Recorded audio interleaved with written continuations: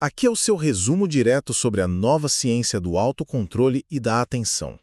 A ciência moderna está derrubando o grande mito de que a sua falta de foco é culpa exclusiva da tecnologia ou de uma força de vontade fraca, revelando o que de fato suga sua produtividade. Primeiro, sabia que 90% das distrações nascem de gatilhos internos, tipo tédio ou ansiedade? Pois é, não é um problema de gestão de tempo, é gestão da dor. Então, se a culpa não é do celular apitando, do que exatamente a gente está tentando fugir?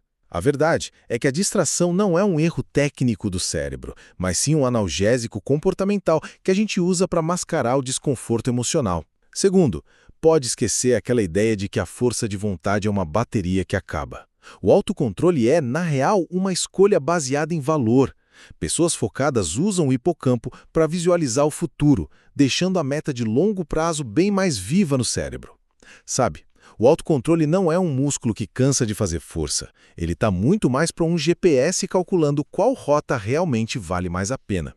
Por último, o burnout não vem só de trabalhar demais, mas sim daquela assimetria absurda entre altas demandas e baixa autonomia. E o pior, isso é agravado pela incoerência corporativa. Empresas com discursos lindos na parede, mas práticas tóxicas na vida real, que só disparam seu cortisol e destroem a confiança. Nós temos a mania de culpar o trabalhador pelo esgotamento mental, mas e se a verdadeira toxina for a hipocrisia do próprio ambiente de trabalho? No fim das contas, dominar a atenção hoje não é sobre lutar contra a tecnologia, mas sim sobre encarar nossos gatilhos emocionais de frente. Bem-vindos ao O Debate. Sabe quando você quebra um braço? A ida ao médico é bem direta. O raio-x mostra uma linha ali e o médico diz que o osso quebrou exatamente naquele ponto. Sim, é super visível. Uma coisa física, né? Exato. É uma situação binária. A gente adora problemas que podemos apontar o dedo e categorizar logo de cara. Mas, quando o assunto é a nossa atenção e o autocontrole hoje em dia, essa clareza some. A imagem fica completamente nebulosa. Fica mesmo. Então, a nossa questão central para debater no material de hoje é se a nossa perda crônica de foco é, no fundo, uma falha interna na hora de lidar com as nossas emoções, Ou se, na verdade, é o resultado inevitável de um ambiente digital e corporativo que foi projetado para roubar a nossa agência. perfeito. Eu defendo que a distração é, na sua essência, uma forma de fugirmos dos nossos próprios desconfortos internos. A bola está no nosso campo, sabe? E eu já vejo por outro ângulo. Para mim, os fatores sistêmicos, tipo o design dos aplicativos e as cobranças irreais do trabalho, são os verdadeiros sequestradores da nossa capacidade de decisão. Olha, para começar, acho que a gente precisa olhar para o que realmente dispara a distração. Quando analisamos os dados, vemos que a esmagadora maioria das nossas perdas de foco, tipo uns 90%, vem de gatilhos internos. Aham. É o tédio batendo, ansiedade diante de uma tarefa difícil, insegurança. O nosso cérebro não quer lidar com essa dor, então ele busca um alívio imediato abrindo uma rede social. A solução precisa vir de dentro, focando em habilidades antes de pílulas ou soluções mágicas. Mas espera aí, você está colocando um peso enorme no indivíduo, como se a gente operasse num vácuo, e não é assim. Nós vivemos hoje numa transição para uma sociedade de modulação constante. Modulação ambiental. Isso. Os algoritmos oferecem uma satisfação parcial contínua, aquela gotinha de dopamina a cada notificação. Isso nos prende no ciclo. E quando delegamos nossas decisões para a inteligência artificial o tempo todo, a nossa capacidade de deliberar acaba atrofiando. É um ponto forte. É sim.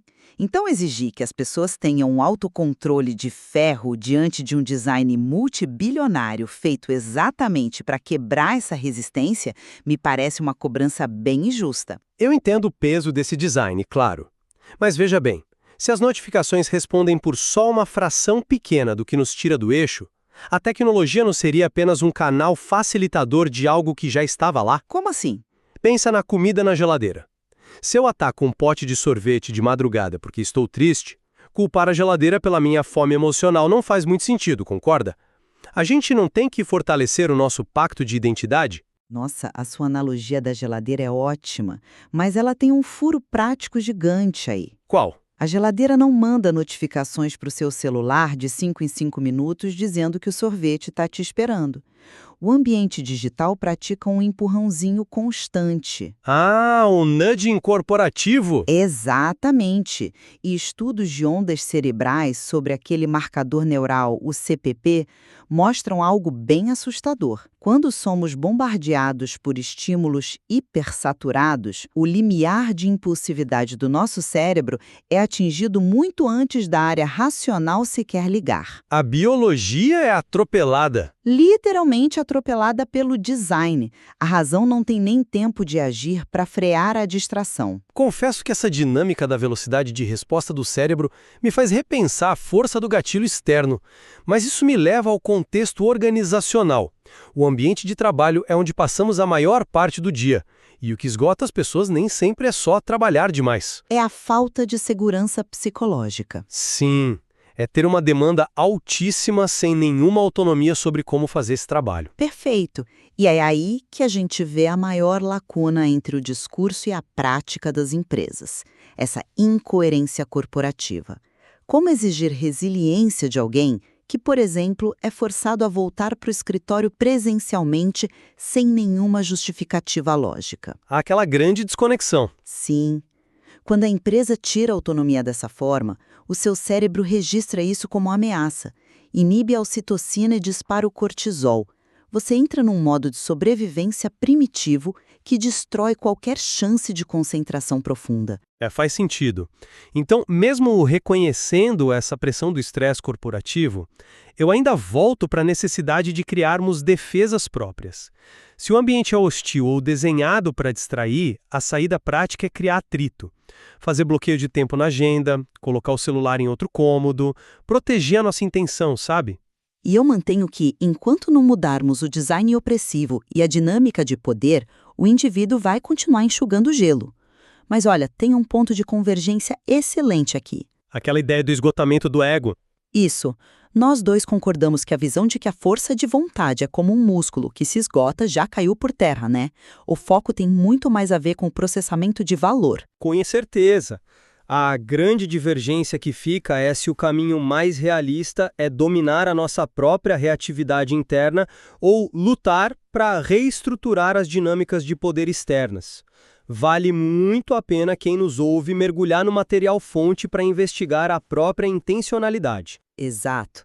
Pensando no raio-x lá do começo, talvez o nosso erro seja querer achar uma fratura simples. A crise da atenção é uma condição sistêmica e complexa.